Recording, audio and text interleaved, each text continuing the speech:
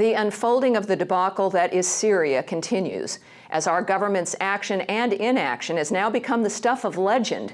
Three Stooges legend, Obama, McCain, and Graham to be exact. I'm Tammy Bruce, substituting for Bill Whittle, and I have two legends of my own right here with us, Stephen Green and Scott Ott. Hi, guys.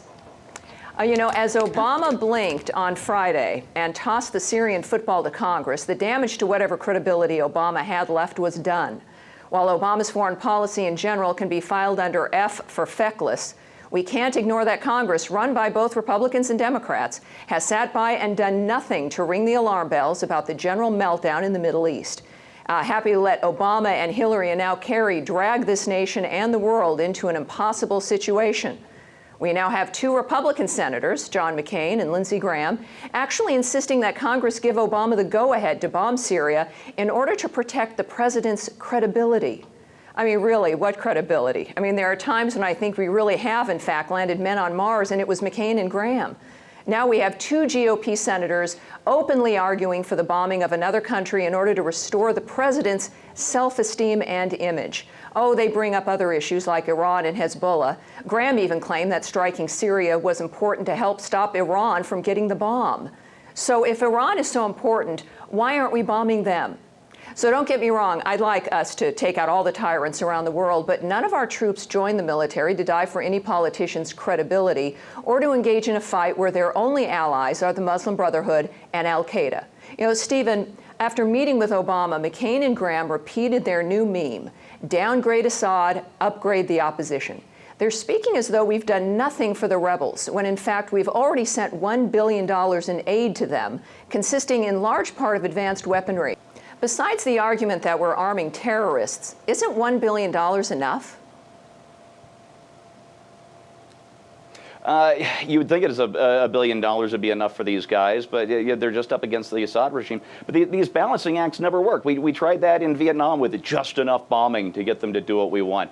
We armed the Taliban back in the 80s because we figured they could beat the Soviets just enough, and that turned out to turn around and bite us on the behinds. We invaded Iraq, and we figured the Iraqi army wouldn't dissolve, that they would help us run the country, and so we went in with this light footprint. No, overwhelming force is the only thing that worked, and the only real solution to Syria would be to go in, boots on the ground, overwhelming force, destroy every last chemical weapon, then bug out and bring our troops home. But the president won't commit to that. Congress wouldn't authorize that. The American people wouldn't stomach that, and the international community won't go along with it. So all that's left is to try and quarantine Syria and make sure that not a single sarin gas shell ever leaves that place. But I don't think the president's going to get even that right. He's going to launch a few missiles, declare victory, and come home.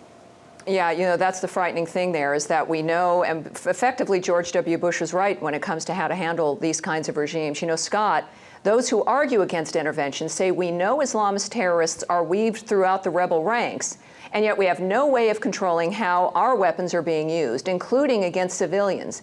In fact, last June, we know Turkey picked up Syrian rebels on their border with Syria with a cylinder full of the nerve gas sarin. And whoever takes over Syria is going to inherit 1,000 tons of chemical weapons. Can we justify getting involved here without a plan to control the outcome? No. And I think you can't control the outcome unless you do what Steve suggests, which is play war the way war was meant to be played, all in. I mean, love and war are very similar. If you're not fully committed, if you're not willing to sacrifice whatever it takes, if you're not willing to leave all other options behind, then don't diddle with it. And that's what I'm afraid is going on here. And we run a huge risk here. I don't think most American people are saying that we should do nothing when we see people foaming at the mouth and sweating and dying of seizures in the streets.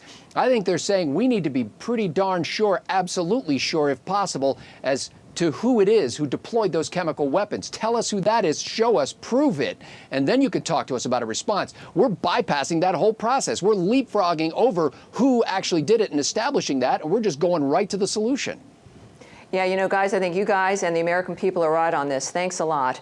I think it's safe to argue that we're in this position today because we have a president who believed the United States was the source of all the trouble in the world, and certainly in the Middle East. If America lived on her knees, peace would break out all over the globe, unicorns would fly again, and there would be a rainbow puppy in every basket.